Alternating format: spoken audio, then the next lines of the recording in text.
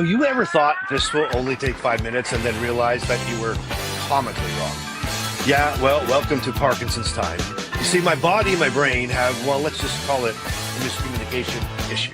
My hands, they're on their own schedule. My fingers are boycotting. My legs, they're just here for emotional support. Suddenly, what should take 30 seconds has now become a full-body strategy session. Well, you know what? It doesn't matter how long it takes. Forward is forward, and we're still moving. So let's keep going. You got this. Okay, so most people, they just tap on their phones and move on. Me, I try to open up one app, and my phone opens up like 5. Trying to text, autocorrect turns, hey, how are you, into help, how are you? Swiping, hope you like random screenshots and accidental likes from 2013. And at this point, if I ever text you something really weird, just know that it was a team effort between me and my phone. Falling asleep with Parkinson's, it's already a challenge. But then try to roll over, and suddenly you're in the middle of a full-scale military operation. You have to analyze the situation, trying to come up with the best strategy, then carefully shift your weight, slowly initiating the move, because too fast, the whole mission's compromised, and too slow, and you're never gonna make it. And when I finally make it to the other side, mission accomplished, job is done, the operation was a complete success. And then my bladder says, hey, shift your weight. Let's go to the bathroom. In a world where the ground feels shaky and memory is optional, two men will rise, armed with microphones, dry humor, and a suspicious number of pill bottles. They'll face tremors, stiffness, and the ultimate challenge, recording a podcast without forgetting what they were talking about. This is where Parkinson's gets real. This is Life in Motion, the Parkinson's podcast. Rated P for please take your meds first. Now, grab your earbuds, unless you forgot where you put them. Then just turn the volume up because today's episode is ready to go. Now, here are Bryce and Brian.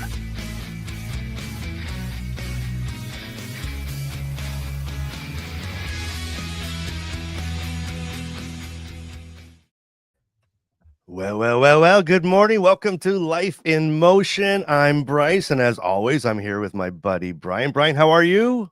I am fantastic today. I'm looking forward to a wonderful episode. Oh my gosh, we are going to have so much fun. We have another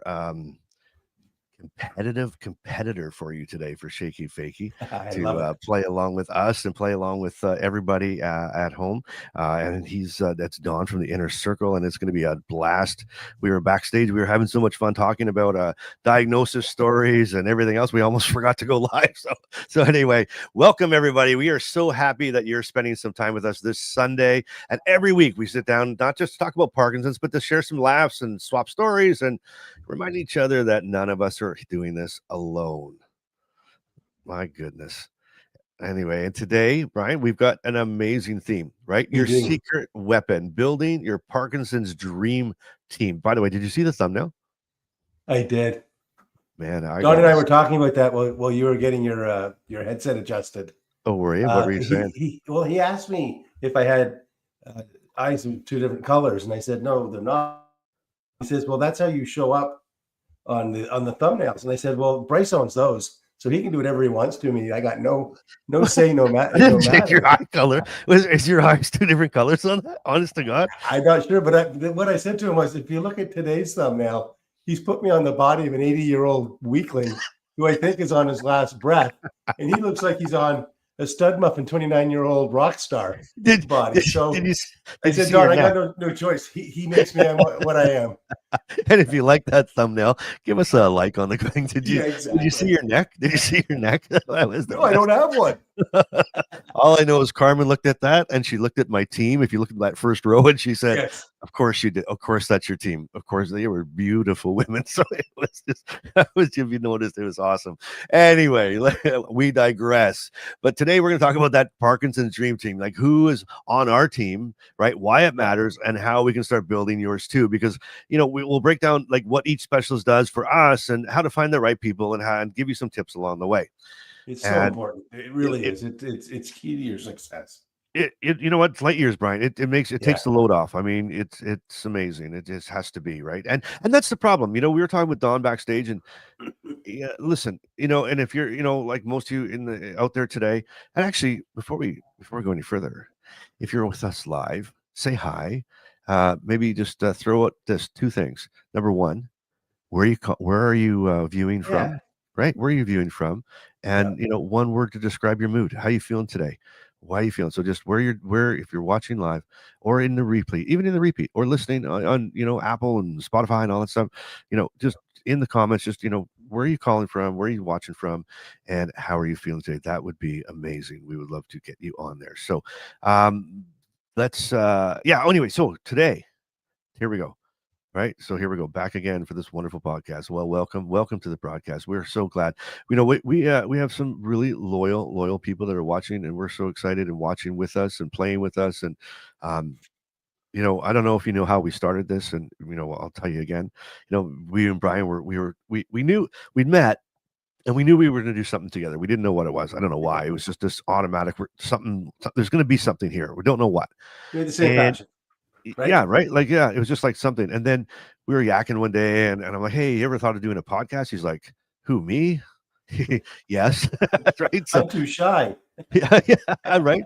And I'm like, I had to drag him. I had to pull him, twist his arm and drag him in over here. And anyway, we thought we would just talk about it one Sunday, as it was a Sunday, I think, Brian. Actually, this isn't even to be honest, like this wasn't some well thought out, like some marketing machine here. It was like a Sunday. We were sitting around just we're just talking like this. Yeah. And it was so good. We like, hey, let's just go live. And we did. We went live and that we would never look back and just have, hey, I guess we're doing Sundays. And so anyway, we're glad you're here. Luca's here from where is that? Where are we saying here? From Croatia. Well, welcome, Luca. Welcome. That's probably the furthest we've had away from us. That's right. Huge. Here's Anne from Southwest Ontario. She's feeling excited. I think Anne's joining us for the PDIQ in Toronto on October the 18th. I'm getting pumped. Brian, just so you know, they had to stop registration. We are over full. We are booked out. It is capacity. We have 800. When was that? When was that decided? 2 days ago. It got shut down. So 853 registrants coming. It's going to be the biggest Parkinson event in Canadian history. I met with a couple from Belleville on Friday. He was newly diagnosed. Rob was in May. I told them to register as soon as they could. Come on in. We're taking registration. You can come though. We're not going to turn anybody away. We're not turning anybody away. So if you haven't registered, you want to. That's huge. Yeah. Well, I mean, and there's going to be some attrition, right? There's going to be people that aren't going to make it or are going to wake up and have a parky day. And so if you were wanting to come, just come.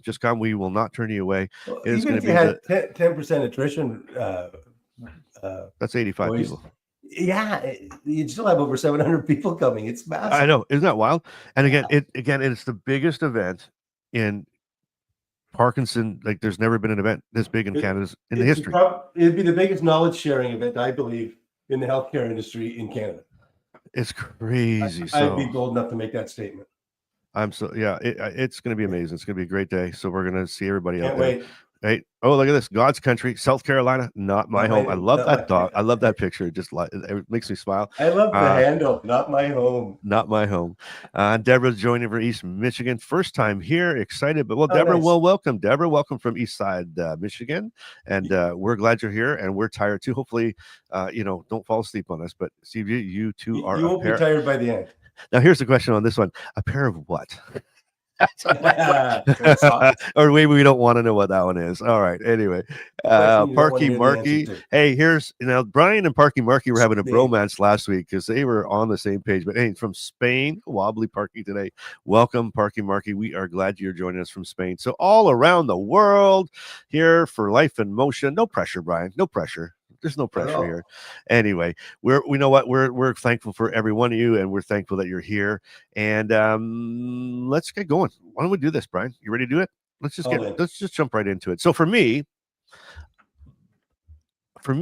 I'm the quarterback. Like I'm the quarterback of my team. Like I have to drive my team, but my number one, right beside me, my number one on my is my movement disorder specialist, my neurologist, right?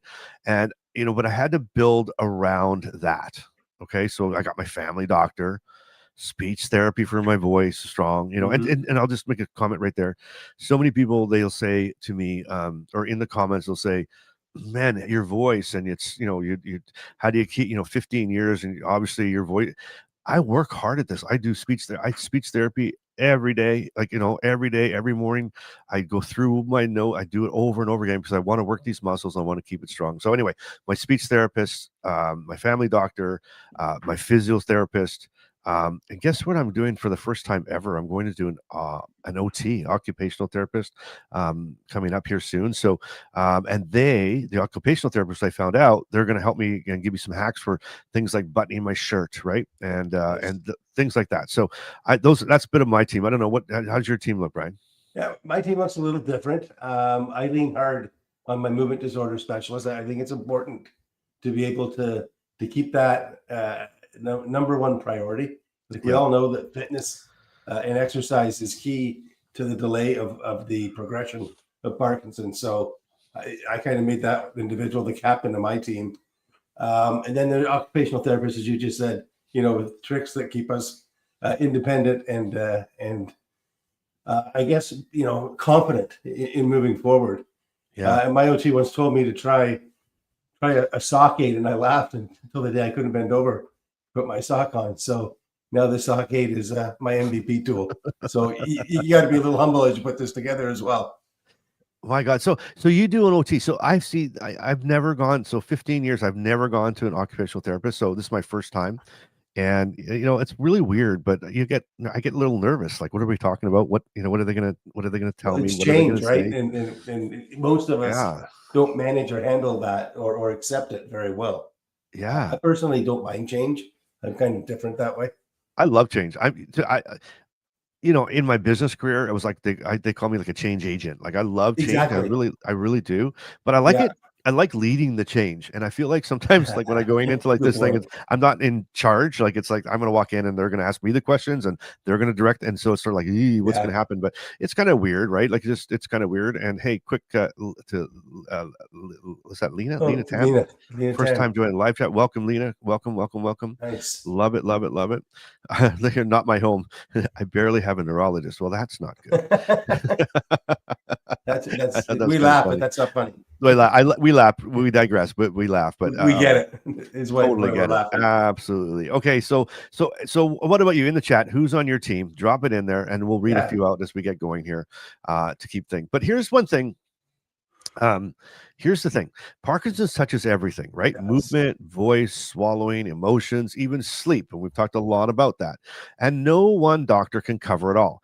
And that's why your healthcare, that's why I say, like, your healthcare team is your secret weapon, right? Because they help you fight on all different fronts. Like, there's like all different areas. And so I think what's really cool is, and I was guilty of this in the very beginning, Brian. I don't know about you, but I was guilty of I put everything on my neurologist, like everything on my movement disorders. Like, I was like, I walk in there, my 6-month appointment, and I would be like, barf.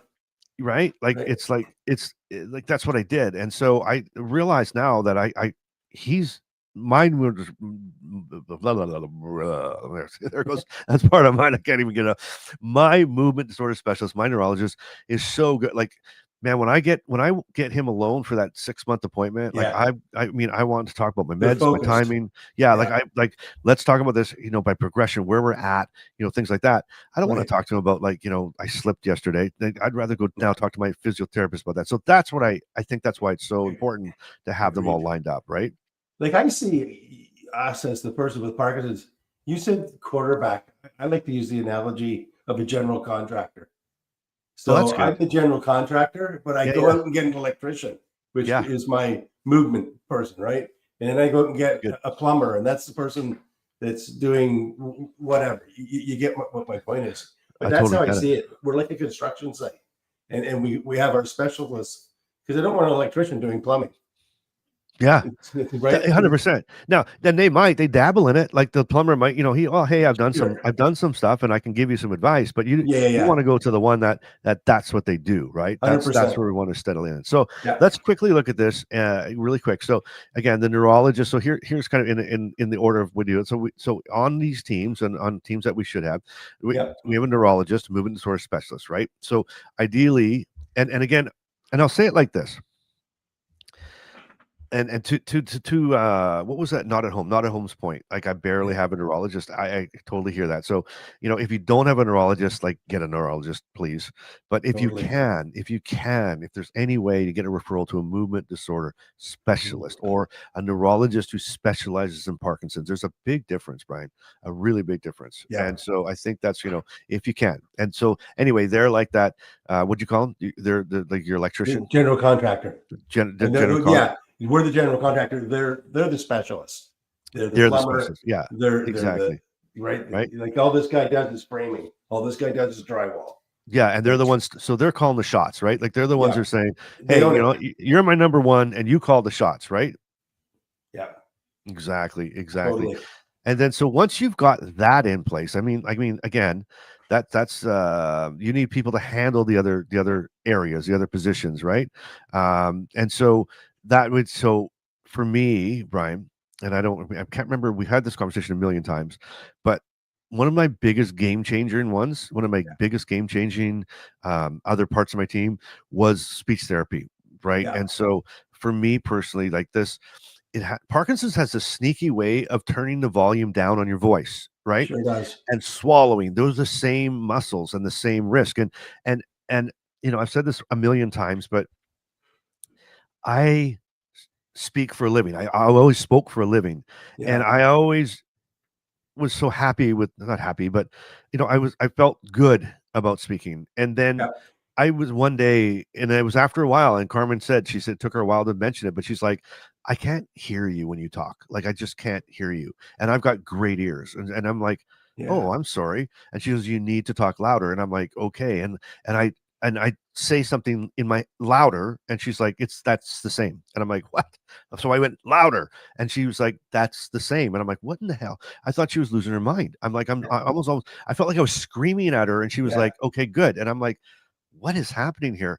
And then just like that, kind of mumbling through words and everything else. And so now Carmen and I strict as she's always like, talk from your diaphragm, talk from your diaphragm. Because the other thing that I didn't realize, that it's crazy, Brian. We know everything. Well, you're the general expert, right? You're the expert general expert. You're the expert generalist, and so you know this. But one thing that I didn't realize was, and I was sitting with a neurologist at a PDIQ actually in Montreal, and I was asking him questions. He was right beside me, and he said something to me, and I was like, I went, and I almost got offended. I was like, "What are you saying to me?" And he said, well, like you, Bryce, he said, you're tailing off on your words. Yeah, I do that. And too. I'm like, what are you talking about? And he goes, well, listen to the way you're asking me questions. He said, you're losing your breath at the end, and you're just tailing off. What did he say about that? Right. And I was like, holy crap. I never even thought of that. Right. And so do you do that, Brian? Do you do that as well? Like, do you notice that? I've caught myself probably in the last couple of months now, buddy, where I'm talking. It can be over a headset and a Zoom like this, or it can be face to face. Yeah. And he's right. When I get to the end of the sentence, the sentence is trailing off. It trails off, and that's what speech therapy does, though. You see that they train you. So I did LSV loud, and it was all they focus on is you speaking loud and long and loud and long, and that's all you do is to get your decibels up and you get your breath back. It's crazy. It's really cool. I got to look into that for sure. I swear for myself. Yeah. And if you're listening or watching, don't wait till you start trailing off. You can start now. You start build their muscles, and you start doing your muscles, and it's intense. Like mine was like 30 days straight of 30 minutes with the physiotherapist. It was over Zoom, online. Yeah. But you got to do homework, man, and it's weird and it's strange, but it's really, I promise you, you'll see a difference. So anyway, so without that, would you say that your voice would have been sounded like awful, more like whispering secrets in a church? Yes, exactly. That's exactly, because we all know how quiet that is, right? It's like leading yourself in silent prayer. How loud is that? Yeah. No, you're 100% right. It's like, and you have no idea. Again, you think you're loud. So you imagine if you think you're loud and then you go to whisper. Small, like you couldn't even you imagine being told to speak up in a church. I think you got a problem. I know it's just wild, right? So it's crazy. Yeah. Anyway, I know we spent a lot of time on that, but it's so No, I'm important. taking an action item for myself there. That's a good one. Yeah, it's so important. And so, and what else, Brian? What's another one on there?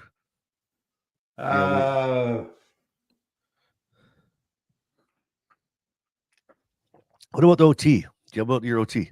Yeah, OT is interesting. I just started that. It's new to me because I'm going for DSB screening the end of this week coming up, actually. Oh, really? So that's gonna. So my landscape is gonna. I think it's going to change to some extent.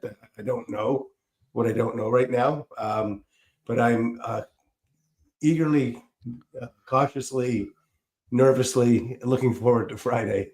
But that's going to take my playbook and probably adjust it a little bit. I don't know if you've had a conversation with somebody that's gone through the DSB and could be a little more. I'm not an expert generalist in that area yet. I'm in training. But you're going to take us for the ride, though. You're taking us for the ride. I'll get there. Exactly, 100%. 100%. Well, and the other thing I've heard too is that, excuse me, occupational therapists, they can also do a home assessment, right? And they'll see stuff that you'd never notice. They'll give you like simple changes to make your life easier. And so, like, I've actually heard like an occupational therapist, if you want to go that far, will come to your home. They'll actually go through and, hey, like, hey, you're putting the socks on, Brian, and you're just doing it this way. Maybe you should look at it doing it this way, and so, I mean, again, if they're there, if it's part of your health plan or what I mean, then you know what, you just do it, right? Just last summer I did a couple of research terms, if you like, or projects, and they were at Trent University here north of Toronto, and it was around the OT theme. It was around watching your gait, and then envisioning lines on the floor to have you step over, and all those little hack tricks that they have. So I went through that prior to ever being assigned an OT, but I found that to be quite interesting. That was just over a year ago that they were doing that study and research at Trent University, and I haven't seen the results come out from that study yet because they're still working on it. Wow! But when you can get yourself involved at that level, it's kind of a neat opportunity to give back from a volunteer perspective. And they were nice enough. I wasn't expecting this, but they gave me a per diem for my mileage because it's about an hour and 15 minutes from my house. Look at you one way.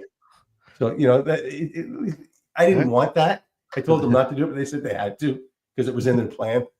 But at any rate, I digress. But yeah, the hacks stuff that they were looking at was pretty interesting. That is so cool. That is really cool. Yeah. And another thing too is if you don't know where to go, where to start, there is people called social workers. Social workers can actually kind of mend them all together for you. And a lot of times social workers are covered under either government funding or Medicaid or Medicare or whatever it might be, or if you do have a health plan or something. So they're also ones that can help you, with that as well. And I don't know if you get paid to do it like Brian. Brian's such a big wheel. You're such a big wheel. Like you go in for appointments and get paid, man. Like that's amazing. I love it. And what? I was just gonna say that's because I'm an expert generalist. There you are. I mean, I need a title. I need a better title. So I want to get paid when I do stuff. Anyway, one of the big parts of your healthcare journey and your healthcare team, though, Brian, that sometimes I don't want to say they get left out, but they don't get the credit for being part of that team is your care partner, if you have one. Absolutely. These folks are not just helpers. They're on the bench. They're teammates. They're not behind the bench. They're not up in the press box. They're on the field with us, right? And they're in the trenches with us every day. They're kind of what do they call them? A playing captain or a playing coach. It'd be a playing coach that I was thinking of. And they're on the field with us, but they're also directing us and giving us suggestions. And we should listen to that and not get our back up and ignore them by any means. Absolutely. And I want to, I also want to make sure if you're watching and listening, And if you're thinking like, hey, I only have a family doctor or I only have my neurologist, Yeah. that's okay, right? That's your starting point. And over time, you add Right. people, right?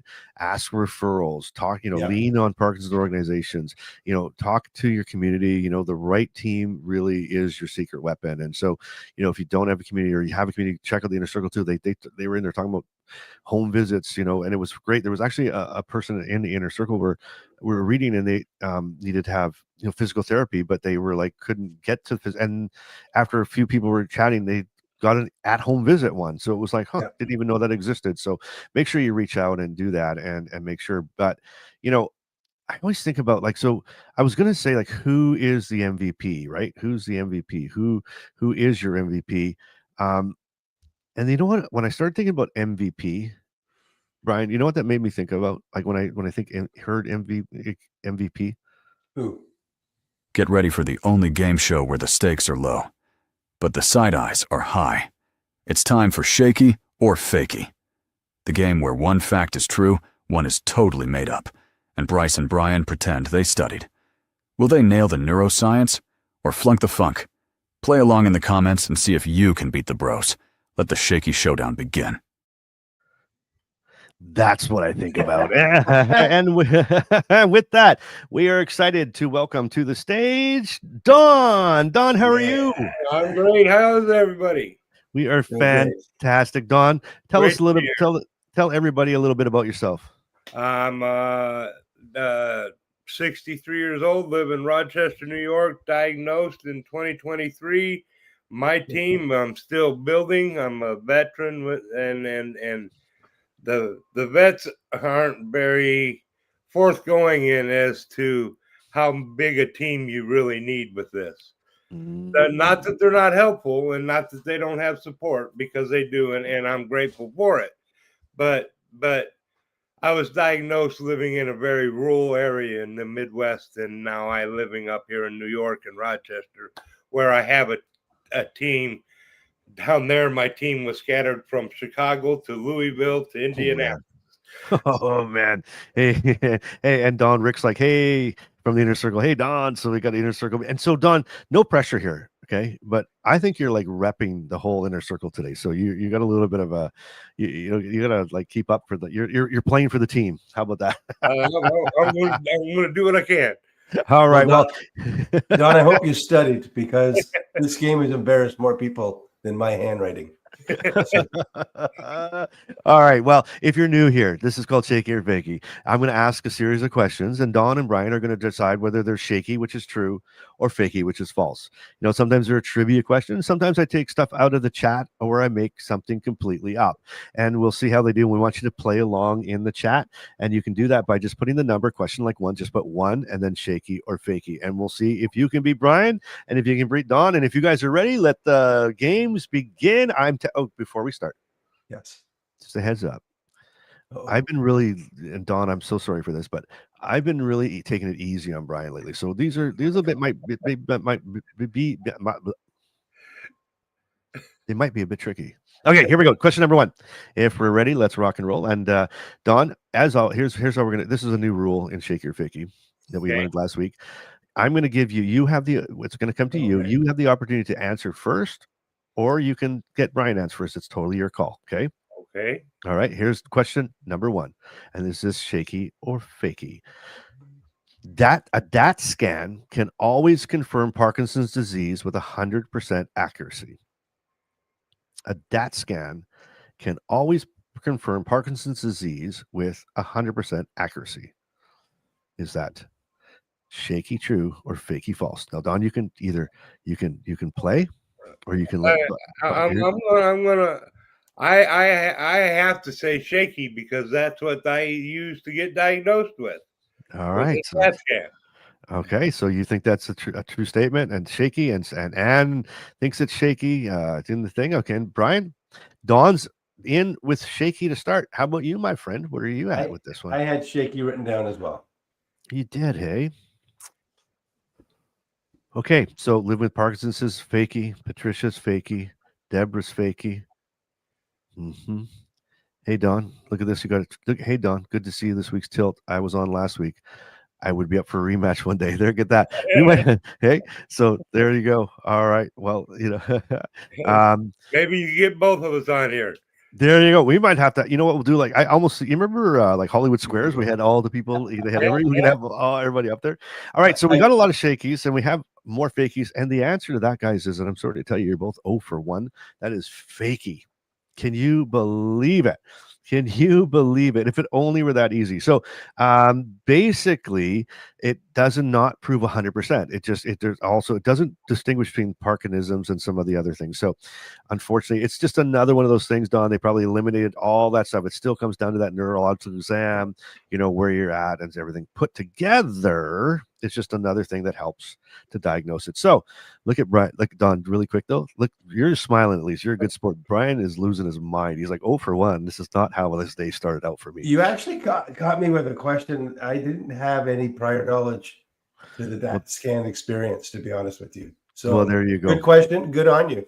So, yeah, it was great. I'm calibrating it, and I've made a note to now go do some research. It was great. Yeah, and check it out. I mean, DAT scans are kind of way more popular now in the United States than they are in Canada. Canada is still lagging behind in that, and many neurologists in Canada aren't using it. But it's one of those things where if it's really, really tricky and you get right to the end, they're going to try it just to rule out everything. It's like, okay, good. Now at least we know it's a Parkinsonism. We're not sure kind of where it's at and everything else. So anyway, there we go. Here we go. And here's question number 2. So 0 for 1, guys. Guys, come on. I've never been in this position before. I told you it was not going to be that easy today. So here we go. Here's question number 2, everybody. Let's do this. So this is a comment from a viewer, or did I make this up? My speech therapist told me to practice yelling at my TV during hockey games to strengthen my voice. Now the neighbors think I'm nuts. So question number 2. My speech therapist told me to practice yelling at my TV during hockey games to strengthen my voice.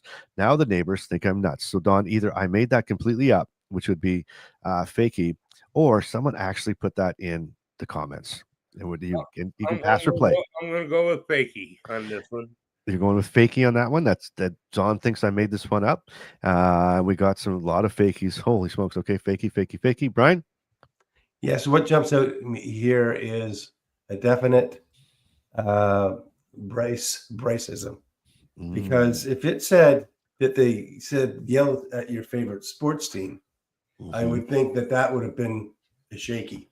But it said favorite hockey team. And it did. I believe that would only bear fruit in Canada. So I'm actually going to go fakey. Fakey. So Don's in with fakey, right? Yes. Brian's in with fakey. Nuts, fakey. Shaky. We got shakies and fakies in here. Oh my God. You guys, you know what? Brian said, hey Don, what did Brian's last words was like, this has never happened before? Yeah. 0 for 2, boys. Oh for 2. That's real. And you know what, Brian? I thought you get it because yelling to the Leafs, isn't that like medical intervention at this point? Like, is that just like a Canadian thing? That's not a global Parkinson's thing. I know. It was Canadian. I thought it was crap. I know. But I'm so sorry. I'm sorry, guys. Fine. I'm sorry. These are so hard today. Oh my God, I am feeling so good right now, you guys. I'm so sorry. I'm a good sport, trust me, but we got it. So man, that was so wow. Look at us. 0 for 2, you guys. Here we go. And I think we got some. If anybody is 2 for 2 in the comments, please let us know. But we're going on to question 3, guys, if you're ready for this one. I think I'm ready. I'm ready. All right, here we go. Question number 3. Shake your fakey. The LSVT Loud speech program. That's the one I took. I was telling you, just so you know, that's the speech therapy I took. So the LSVT Loud speech program for Parkinson's was developed after the success of LSVT Big, the physical therapy program. Okay, so just to put in perspective, there's LSVT Loud, which is the speech therapist, a good program for speech. And there's also this LSVT Big, which is a physical therapy program for Parkinson's. So I'll read it one more time just so we don't get confused. The LSVT Loud speech program for Parkinson's was developed after the success of LSVT Big, the physical therapy program. And Robin is shaky in that one. I'm going to help you guys out. This is a tough one. Robin is shaky. Anne is shaky. We're not sure about that one. We got a lot of shakies in here. Shaky, shaky, shaky, shaky, shaky. Oh God, I think this was easier than I thought. Okay. Don, you can pass or play. I'm going to go ahead and go Shaky. You're going Shaky. You're going to join the crowd. You guys are all joining the crowd. Okay. All right, Brian. Shaky as well. You're going Shaky as well. And this is like tough question. You know what, Noli, it is a tough question. It was a tough question. And it was a lot tougher than Donald or Brian expected because they're both 0 for 3. Whoa! What? What? And now watch this. Everybody's going to erupt in the comments. But it was a trick question because here's the answer. Big was started after. That one was backwards. Exactly. Loud came first. Big came second. Loud came first. Big came second. Ooh. Yeah, you got us both. 0 for 3. 0 for 3. Okay. I told you this guys was tough. I told you this one was tough here. Okay. 0 for 3. All right. If anybody is 3 for 3, please let us know in the comments here because whoa, these are tough. I'm feeling really bad right now, you two. Okay, here we go. Question number 4. All right. This is coming out of the comments again. Again, was this a comment from a viewer or did Bryce make this one up? My care partner keeps a pill timer cap on the medication. I told her it's bossy, and she told me it's marriage saving. My partner keeps a pill timer cap on my medication. I told her it's bossy, and she told me it's marriage saving. Look at this. Marky's beating you guys. He's 1 for 3. Shaky. You're going Shaky. You're going okay. Jumping right in there. Don's in there. Don is a Shaky, Brian. Well, I think we're gonna have somebody take the lead here because I'm going to say Bryce-ism on that one. You love your talking cap. I'm going Fakey. You're going Fakey on that one. Okay. Woo. Woo. So what we're doing here? Okay, what we're doing here, guys. One of us is going to go ahead here. Yeah, we're separating here from the mice and men. Here, this is it. This is the men. Yeah, this is it. The men from the men. This is the one. And the boys from the boys. I could hear the inner circle going, oh, it's all going hush everywhere. Everybody's like, oh my God, one of them is going to be pulling ahead. And Don, congratulations, you are in first place here at 1 for 4. Boy, Brian's goosed out here. What's going to happen, Brian? I think we're going to have to find another Brian. Oh my God. All right. Well, Dawn has taken the lead here at 1 for 4 after 4 questions, right? And you can put in the comments, you can put the what you have, like 1 for 4, 2 for 4, 3 for 4. All right. Good job, Dawn. All right. I got to get some sound effects like you do. Like everybody clapping and stuff would be really cool. All right. Here's question number 5 if we're ready. Oh, and Noli let like Whaley. Look at this one. I like this one. Whaley. Actually meant Shaky. I love it. That's perfect. Good job. Okay, question number 5, everybody. If you're ready to rock and roll, Don, here we go. Yep. Is this Shaky or living with Parkinsons is 3 for 4, boys? All right, good job, buddy. All right, Shaky or Fakey? Movement disorder specialists. Interesting. We talked about them earlier. Movement disorder specialists make up less than 1% of all neurologists. Movement disorder specialists make up less than 1% of all neurologists. She's a tough one. Oh my God. Brian sweat. You got sweat going down his head. I'm going to let Brian go first. Shaky. Oh, good. Good job. Good job. Shaky. Okay. Oh, he's in right. Whoa. Brian didn't even hesitate on that one, Donald. He was like Shaky. Well, I'll go. I believe that's right because I didn't even know about movement disorder until I started watching you guys. So, wow, okay, and I had been sent to Rush University in Chicago for my neurologist, and still didn't get a movement disorder until after I asked for one. Watching you guys. After watching us, well, see, look at that, Brian. We're better than the universities of Chicago. Doing something of Chicago. Yeah. Congratulations, you two. You got it right that time. You're both on board with that one. So that was absolutely Shaky. Isn't that crazy? Less than 1%. Now that's, you know what that's like? That's why it's like almost easier to get Taylor Swift concert tickets than it is to get a movement disorder specialist right in there. And that's I actually heard that on a webinar just last week. Oh yeah. Yeah. Seriously. Really? Yeah. Unbelievable. That's so cool. I'm still in training. I'm never finished. Oh man, that's awesome. Well, that's so Don's 2 for 5. Brian's 1 for 5. Mm-hmm. Do you guys want a bonus question? Always. Sure. Always. Okay. Winner take all. I'm in a good spot this time. All right, let's do this. Let's do a bonus question because I've got one. Just happen to have one. I don't know, Don. I always know that Brian is like needs an extra question just because he's just getting revved up. So you ready? Here we go. 2 for 5. 2 for 5. All right. Here we go. My occupational therapist. Oh, it's a comment. It's a comment from a viewer, or it's made up by Bryce. Brian likes those ones. My occupational therapist suggested bubble wrap therapy, popping bubbles to improve hand coordination. I told her it also improves my stress levels. So I'm gonna go with Shaky. You're going Shaky on that one? All right. Don's in with Shaky on that one, Big B. Well, it looks like Don's going to win because I'm going Shaky as well, and I saw this on a webinar last week.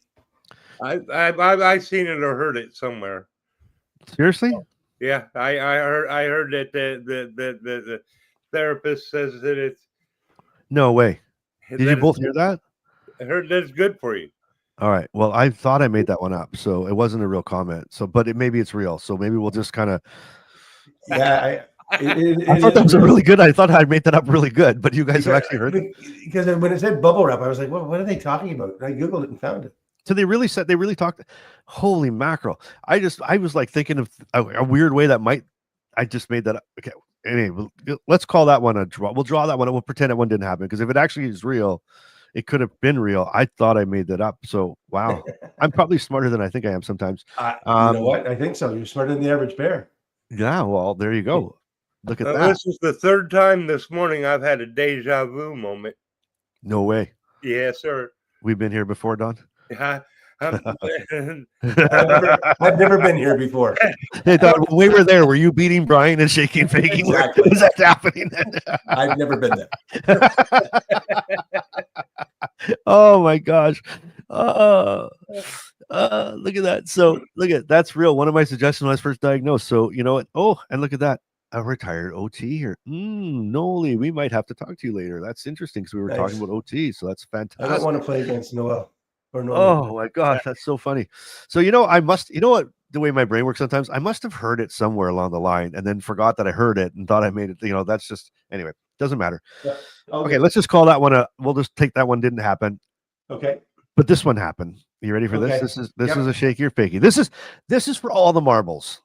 Unless Don gets it wrong and Brian gets it right, then it's a tie. So this is for all the marbles. Here we go. Shaky or Fakey. Some speech therapists use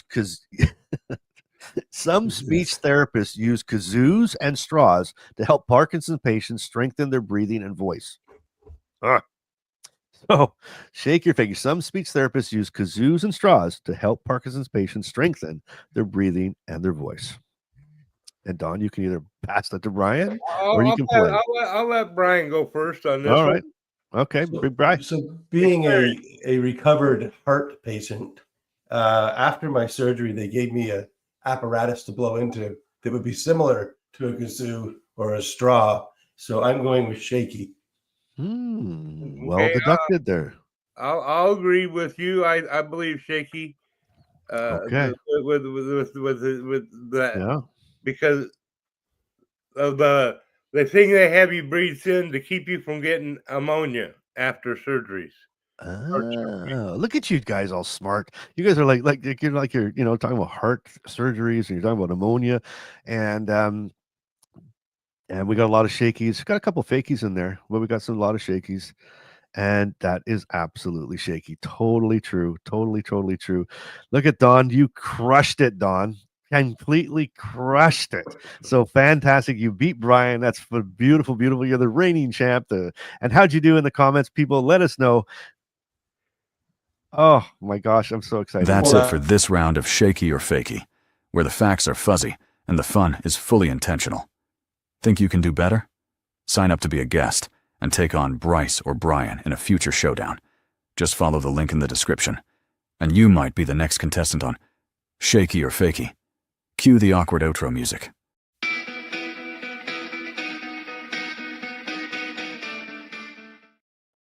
Oh my God, that was so fun. That was so fun. I love it. Thank you. enjoyed it. That is so good. And you know what? Yeah, I just thought that was so good. I feel like a lot of times we don't realize exactly, what's happening. And I think that playing Shaky or Fakey, it always reminds me that living with Parkinson's is like half the time you don't know what's real and if your brain is playing tricks on you, right? And it's, that's why good information. That's why good information, good team. That's why it matters so much. It's just so important. And speaking of good information, Nice segue. speaking of good information, you know what it's time for right now? Donald, listen, you got to hear this. This is really crazy. You ready? Listen to this. Step right up, the latest news. Parkinson's breakthroughs now in view. Expertly Parkinson's news for you. Research updates, gene therapy hoping only at Expertly Parkinson's News. Now get ready. Here he is, Brian Campen. Tune in now. Progress in our site, Expertly Parkinson's News. Fight. That is cool. I love that story. It was awesome. All right, give us the news, big boy. All right. Well, thanks for the intro. I thought that was fantastic. So hello again, everybody. A couple of updates for us here. Two big stories, short and sweet, but they could change the future of Parkinson's care for sure. Story number one is all around skin biopsy. And doctors may soon use a simple skin biopsy, which is a tiny skin sample, to help spot Parkinson's earlier and more clearly. A skin biopsy is just a quick pinch with a little punch tool. Scientists look at the tiny nerves inside the skin. In people with Parkinson's, those nerves can hold clumps of alpha-synuclein, the protein that misbehaves in the disease. Now, labs can either stain it so it shows up under a microscope or use new tests. Like the one is called here, it's an RT-Quick, and that test is to detect even the tiniest of clumps in that skin sample. So why does this matter? Well, earlier answers can catch Parkinson's sooner. Better trials pick the right patients for the new drug tests, and faster results, which sometimes they get in less than a day, which is unbelievable. And it's less scary than brain scans or spinal taps. So the catch, not every lab can do it yet, and we're still learning how early it works, but takeaway skin biopsies could soon be as routine as a blood test, a tiny punch, a pinch, and a big promise. The second story is around stem cells and Parkinson's. And so with stem cells, it feels like science fiction coming to life. 3 groups are testing ways to replace the dopamine cells that die in Parkinson's. So in Japan, 6 patients got donor stem cells. 4 showed better movement even without meds, and scans showed 45% more dopamine activity. No tumors, no big safety issues. In California, patients got Bemdan-Procel after 18 months. These new cells were still alive and working after 18 months, which is great. One doctor said the idea of rebuilding lost brain networks is compelling. And Aspen Neuroscience is using patients' own cells, turning them into dopamine precursors and putting them back.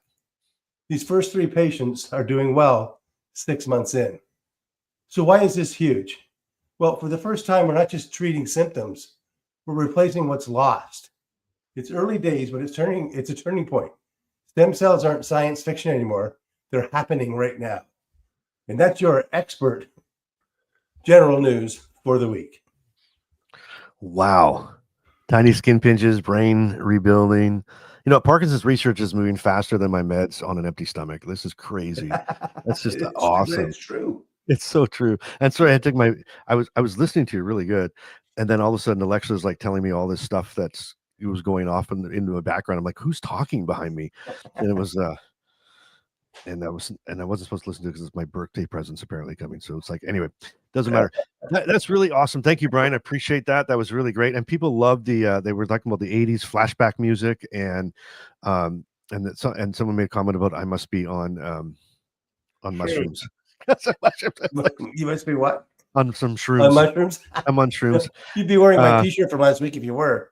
Yeah, exactly. So that look at Anne says Brian did an MJF study with skin tests. They also tested the stomach lining, spinal tap, saliva, and 3 different places for skin. So amazing. What's really Breathtaking. crazy Look at about that. this, Bryce? Breathtaking. The gold standard levodopa came out in 1967, and we haven't replaced that yet. We've complemented it with other things, but the more I'm diving into looking for news updates, there's a pile of stuff going on, and some of it's cyberspace science fiction. Yeah, it sounds craziness, but then we get someone from our audience chiming in, adding on to what I just said. Yeah. Wow. Crazy, right? Yeah. Crazy. And it's funny, I'm getting so many different comments on all the different on podcasts and episodes, to the point of it saying that people are like, oh, there's this new hospital opening in Toronto that's going to be doing all this stuff, and this and what it's so crazy. But this stem cell, like it's this Blue Rock, which I talked about, Blue Rock Therapeutics, and Roche started it. So Blue Rock and Roche are actually going into the third testing or stage, or what you want to call it. Right? So he skipped the second trial, went right to the third. Yeah, right to the third. So that's started, and so you'll be watching. They're going to be recruiting 105 people to volunteer to do that. In Toronto, just up at Buffalo, between probably Don, like on the drive from Rochester into Toronto, right? Yeah. It's crazy.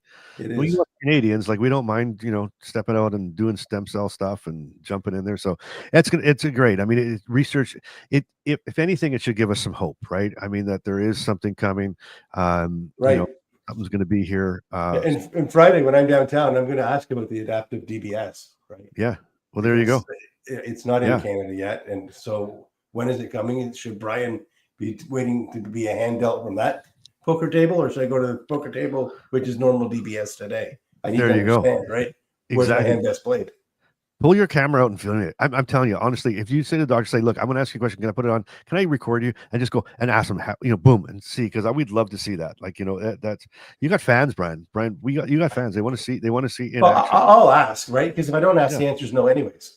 Yeah, why not? They'll say, see what it is, or why. If not, if there's a really good answer, just say, would you mind, as a professional, being put on there? And I just would love to show it on my podcast. That'd be so cool. Don, sorry, I'm jumping all over. I didn't ask you, how long have you been diagnosed with Parkinson's? Since October 31st of 2023. 2023. Okay, that's coming out. And how are you doing? I'm in all honesty, now that I got here to Rochester and I found you guys and I've there's support groups here that I didn't have down there. I'm doing a lot better. Good. Awesome. My biggest problem with it is the emotional side of it.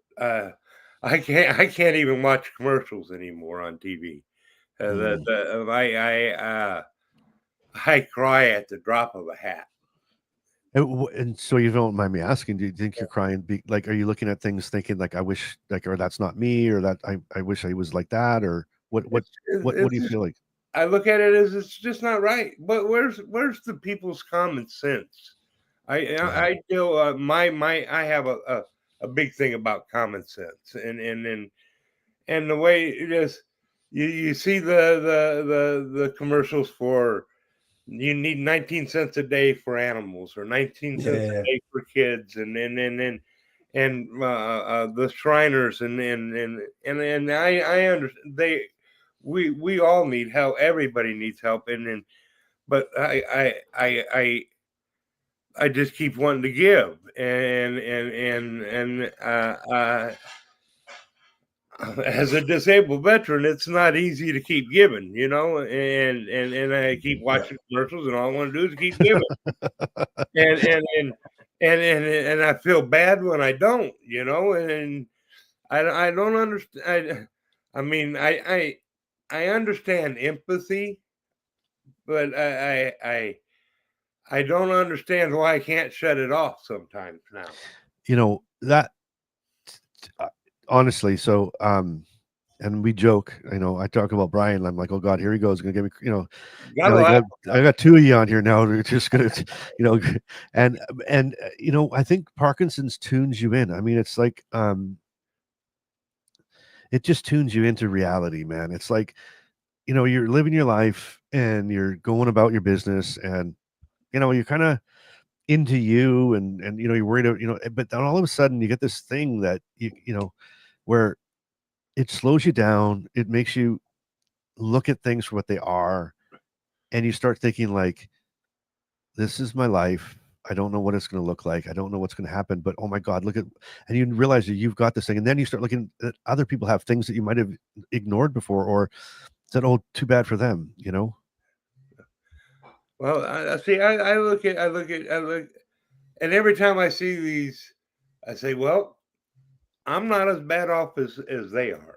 I'm not in that situation. And being in the military, I've traveled and seen a lot of the third world countries and seen how I couldn't fathom being one of those people. So I am very grateful that I'm that I have what I have, and even though my life isn't what I thought it would be at this age, it's still a lot better than the alternative. Well, and you guys have actually given me so much more to look forward to in these last. I'm hoping for another 15 to 20 years. I'm 60 at least, Donald, right? Yeah. That's what I'm hoping for. I mean, they're saying with all the advancements in medicine that a child born today should be living to about 130. Wow. Personally, wow. I don't think I want to live. I don't know if I want to live that long. You look like that picture of me on the thumbnail for today. Exactly. Exactly. I just give Ryan snapshots of it. Hey, look at this. I think that's not what I want to be. Don, when I was diagnosed, they said, you have 5 good years left, right? I was 40. So I thought when I was 40, what time I'm 45, I'm going to be awful. It's not going to be embarrassing. I won't even be able to go out for dinner with my kids because I'll embarrass them, or, take me out in public. It'd be like the freak show, And then I got to 45, and I remember going back in to my appointment, and I went like, hey, you know what? It's been 5 years. And I remember him looking at me kind of surprised, like, so, and I'm like, well, you told me 5. And then he said, okay, well, let's try to pull for another 5. And I did. And so, then I went in at 50, and it was another 5. And, this September, next week, actually, I'm not saying this to say anything, but in 3 days, in 2 days, it'll be my 15th year of dealing with this and on medication and going through this junk. And I'm like, but this time I don't want to go in, and I'm not going to say I want 5. I'm not going for another 5. It's too, like, why? It's too easy now. 5 is too easy, right? I want 10 now. I'm going for 10. Give me 10 3 times in a row. Yeah, like I've knocked that out of the park already. Give me something harder, right? Dude, you want more than 10 because I'm 10 years older than you, and you want to get older than me. Oh yeah, I mean, literally, when I say 10, I mean to the point where it's like you're right. Forget it. It's 10, 15, 20. Like there's no limit to it. And to your point, Don, with man, I haven't even done DBS yet. Like I've got that down the road that I can still turn to. I've got things that I can. Or God knows what treatment's coming. Yeah. All this stuff we're hearing, right? You're right. It's kind of up to me. How long do I want? Like Don, to that point, do I want to go in? Do I want to go in 30 or not? Let's see. I'll pull it out there if I want to. I'll pull it out, and if I don't, then I won't. But I think it's not a death sentence; it's a life sentence. It's your life. You're right.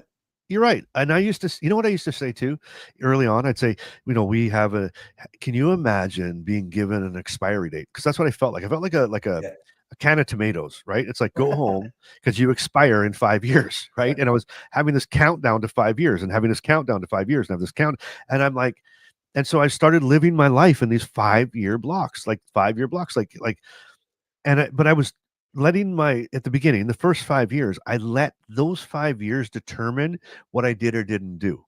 In other words, I had met my current wife, Carmen, in those first 5 years and said, well, I'm not going to get with her because she doesn't need to have a life of taking care of me. And I took off. Like I didn't need her, forget it. Too bad. I don't want that. And so and then when I hit that 5 years, I'm like, damn it, I could have had like 3 years. Like, let's go back and I lost 3 years of my life, And so I think that, I joke, I joke and I say that I live my life in these 3-hour blocks, in 5-year blocks. And now, well, actually it's 2 hours and 45 minutes now. But I think, I say that in a jestful way, but I think we all have to be careful that we don't live that way.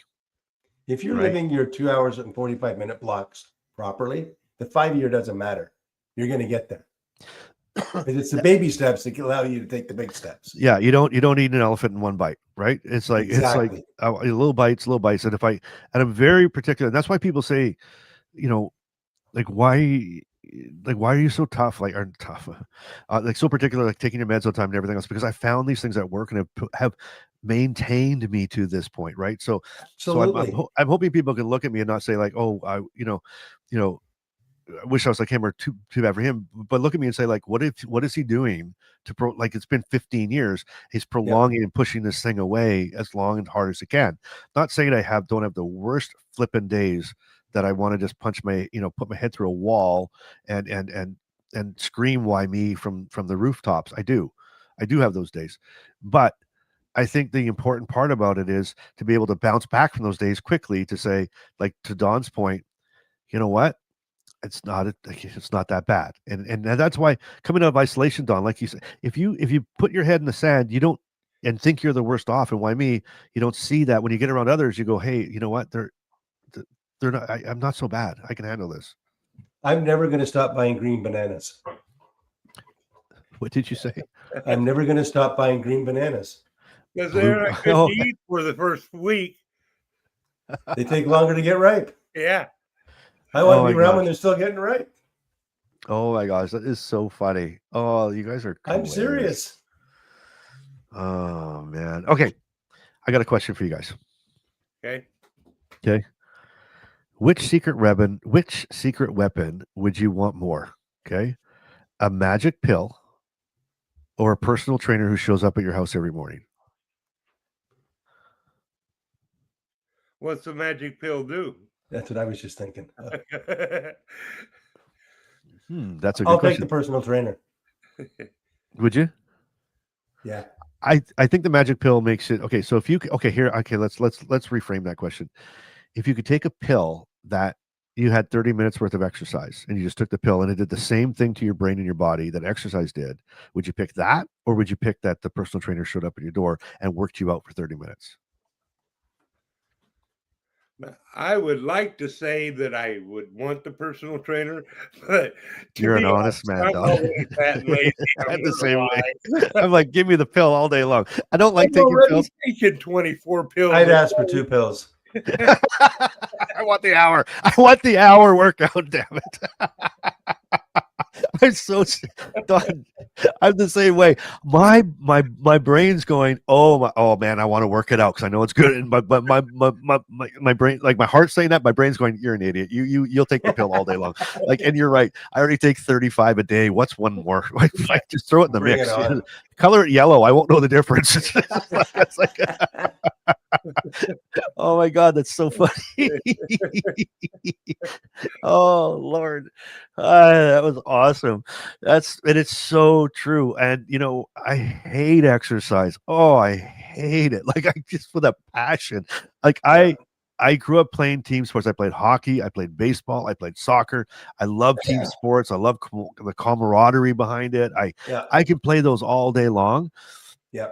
But you tell me to like go for a walk around, like go a mile walk or go for a jog, and I rebel like a little kid who just took his soother away from them, and I just scream. You know what Landon and I unpacked on Saturday? What? The pickleball set. We're not waiting for the paved driveway. We're playing on it's got a bit of an unlevel surface to it, and I said, buddy, the bounces go both ways. A game on. Yeah, we both I beat him 11-9. The guy's going to be really good by next year at this time. Really? Oh my God. He's got good wheels and good hand-eye coordination. The 2 things I've lost to Parkinson. Don, do you play pickleball? Have you ever tried pickleball? I haven't tried. I used to play tennis a lot when I was a kid, but I liked sports. And Yeah. when I exercised, when I was in the Marine Corps, I never enjoyed doing it. Nobody ever does, but you always felt better when I got done doing it. It's true. You know. Yeah. So I'll give you that. I agree. I would say that, you know, but back to your question, I'm sorry. The multitasking. See, that's the multitasking. It's a good test. That we're so good at. No, never mind. I'm trying to do. I've got things. I'm like, do I click this, click that, watch here, look over here, look down here? Like I get you. I'm all over that. But no, I've never personally played it. But I ain't against it.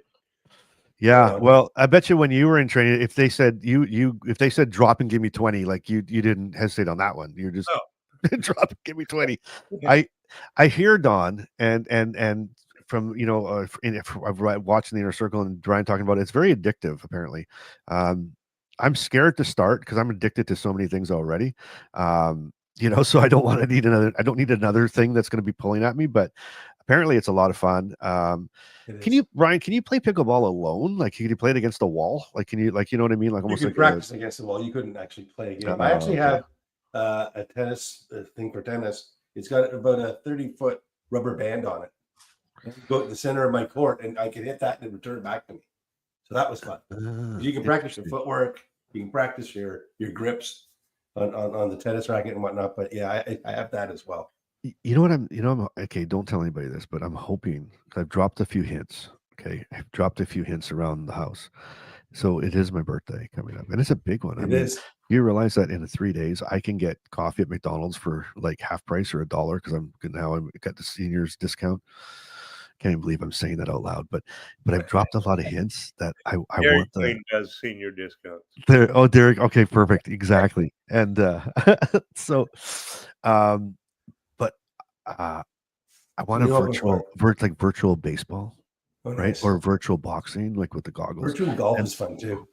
And golf, like just things to get me moving. Because my daughter had Carmen and I over for dinner a while back, and she's like, hey, let's play this, whatever it was, Wii Sports or something like that. It was a new version she just got. Mm-hmm. And oh no, it was Michael Jackson dance off or something.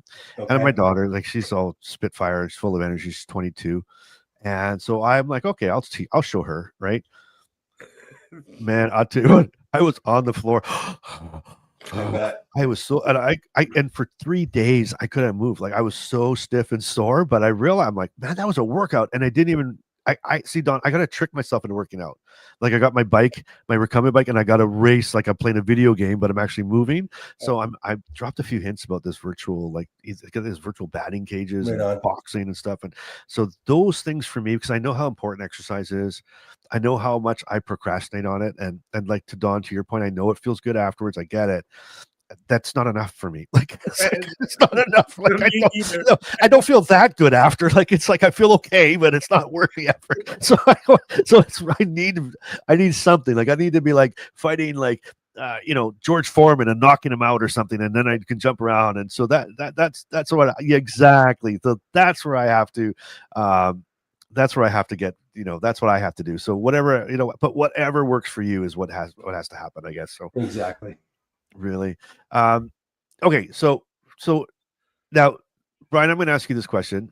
Don, I'm probably not going to ask you because you just started getting onto your neurologist and all that stuff. But what's the one thing your team does for you that makes your life 10 times easier? If you think of your team at a whole, right, and you got your wife Lori on there and all your different people, what would be harder without them? What in life right now in your Parkinson's life? This may not sound nice, and I don't mean it not to, but I could replace a neurologist. I could replace GP's a little harder, but I could replace a GP. I can't replace my caregiver. Yeah. No. Yeah. I could not replace that person. And what does she do for you? Everything. Yeah. Everything. And I never asked for anything. Yeah, she did it. She does it. Like, when I meet someone, because I tend to talk to a lot of newly diagnosed people, just because of the background I've got with my volunteer work and and whatnot. When I meet someone that has zero caregiver pool, like they don't have the professional side of it or the personal side of it, I can't fathom how they get through a day. Yeah. Just think about, your neurologist you see 2-3 times a year, and I can phone her whenever I want, and I haven't had to do that too often. And she's a great lady. I would hate to lose her. But for me, it would be the caregiver. Do you ever feel guilty? Does it ever make you feel guilty? I don't know if guilty is the right word. It probably is. I feel helpless, hopeless, right? Because as we journey on, like every day I say I want to wake up feeling almost as good as I was the day before, because then I know that Parkinson's is moving at a slower pace, but it's still moving. The tortoise did win the race because it didn't give up. I just got to keep this thing at a tortoise pace and do what I can do. And that's all you can do, right? I mean, that's the bottom line, is you do the best that you can do every day to live the way you should live, right? And do the best you can do. But again, you don't have to be perfect, but you got to do what you can do. And, you lean on those that you can lean on. Totally. I sometimes feel guilty, to be honest with you. So I don't know why I think this way. But sometimes I feel guilty that I have such a great caregiver, right? And others don't. And I feel so bad that someone doesn't have a Carmen, or someone doesn't have a Lori. Yeah. I to the point where, like, even these PDIQs, like, it's just common knowledge that my wife's going to be there, like, because she has to come with me and makes to make sure I get this done and that done. Yeah, Don, go ahead. I got a question for you. Do you ever have the mental anguish of how much mental anguish you're putting on your caregiver? 100%. That's exactly what I feel awful. Like, I look at her and I go, like, my God, woman, like, you don't have thank her enough. Like, who would want this life? Who wants who would sign up for a life of being like a nurse, like it's crazy the amount. I know the amount that she does, and the amount that she worries on top of that. Like, so she's worried about me, she's concerned about me, which is a lot to do, right? A lot of work. And Don, I'm high maintenance. Holy God. Like it's like, like you take, like, it's like times 10. So that type of thing. But I see it. So, but the things that she does and has to go through already, and then on top of that, everything else she does, and it makes me feel so. Some days I just I feel so guilty. I feel that why she doesn't have to. She should be having. She's getting ready to retire. She should be having this great, relaxing life and not be chasing after me and picking my pills up off the ground because I've dropped them all. Because I spilt my pills the other day and I couldn't pick them up. Like, I couldn't pick them up. Like, I mean, because of my finger, I was trying to get them, these little tiny pills, and I've got all these pills on the floor, and I'm on my hands and knees with the bottle, and I'm trying to shush them in, like, into the bottle, because I don't, but my fingers don't work good enough to pick up a pill by themselves. And I'm mad, and I, swearing out loud, like I'm at myself, like I am, like, and then the next thing you know, it's like, here comes someone crawling up beside me and I'm like, and saying, like, stop, you can't, like, stop, like, I got this. And I'm going, like, but you don't need to have this. You shouldn't have to worry about this. So yeah, Don, it's a lot to carry. It really is. It's a lot to carry. And if they, and Brian's got one as well. And if to that point, they'll both tell you that, like, what do you mean? That's what I do. I love them. Yeah, you know what, Bryson? They're like firefighters to me. They run into the fire. Firefighter is the only person that does that. And that's what these caregivers like. They run into the problem. We're trying to get away from it. You can't put a price on that. All green bananas aside. No, and I didn't realize she was watching. So I didn't say that on purpose. I thought she wasn't watching. So that's the response. Period. Right. Yeah. Period. And so I love it. That's it. My caregiver is my 21-year-old deaf son, and he's going to college here in TID. He does hear a little bit with hearing aids, so he can speak words, and he does read lips. And then I don't sign real well, and one of our jokes is now not only do I stutter verbally, but I also stutter in sign language. That's hilarious.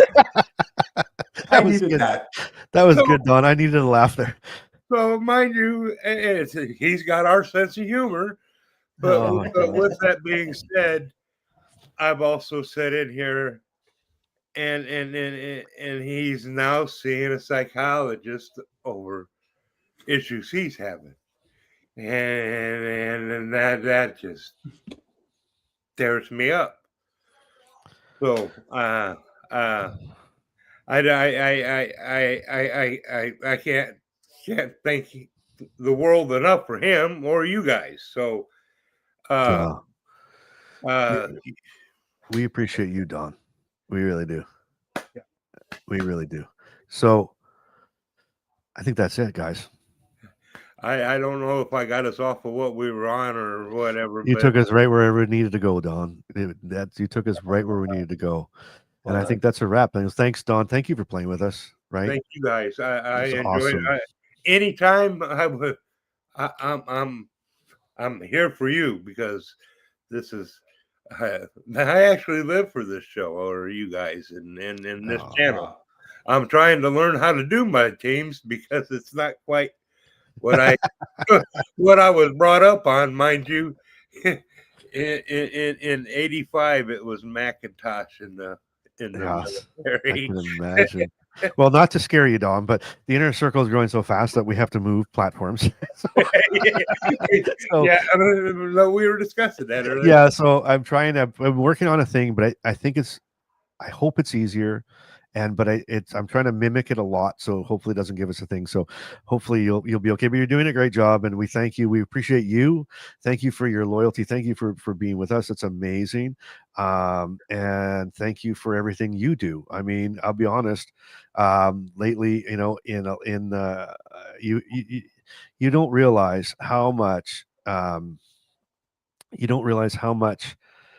Like even I do the premieres that when I release on the other podcasts, it's Tuesdays, Thursdays, Saturday, and here's Dawn. Good morning. I'm like, oh, there's Dawn. It's just we do that. Like you people, and everybody's saying I can't go a day. Yeah. And I love that. And Ed, thank you for that. But the bottom line is Brian, I feel the same way. I mean, it's 100%. Like Dawn, you would have saw that when we started up. I was getting so excited because we feed off of you. And so we thank you for that. We can't believe that we've been able to meet people and great people like you. So thank you, everybody. And thank you, hey, JD. Thank you, wonderful people as well. So we're becoming a family. We're becoming, we're just doing life together, guys. And that's all it is to it. And I thank you for that. And it is. So anyway, let's you guys, two guys making me cry. Like I don't cry, Don. Like Don, I was never crying. BS on that. And yeah. Thank you, Iris. Real men do cry. Yeah, you're right. And I never I love it. I love everybody. I love what we're doing. I love where we're going, and I love the people that we're touching. And what's really interesting is what people don't realize is as we all come together and we're growing a little bigger and bigger, more and more people are being affected by it. So it's all of us. It's not a me and Brian thing. It's all of us together. And I thank you for that. And I thank you for listening and watching. And I do have a Bryce-ism though. Get this. You ready for this one? Okay, you ready? So with Parkinson's, your healthcare team is like your underwear. You don't think about it much when it's working, but when it's missing or the wrong fit, things get awkward real quick. So until next time, keep laughing and keep living your life in motion. And we'll see you all next week. Bye. You did it. You made it through another episode of Life in Motion. That's 20 to 30 minutes you could have spent folding laundry, Googling your symptoms, or rearranging the 14 pill bottles on your nightstand. Instead, you hung out with Bryce and Brian. That's friendship. or questionable time management. Either way, we're grateful. Be sure to follow the show, leave a review, or just yell, "I have Parkinson's and I'm fabulous," into your backyard. We'll hear you. Probably. New episodes drop regularly, unless we both forget. Until next time, keep laughing, keep shaking things up, and if you find our train of thought, please return it.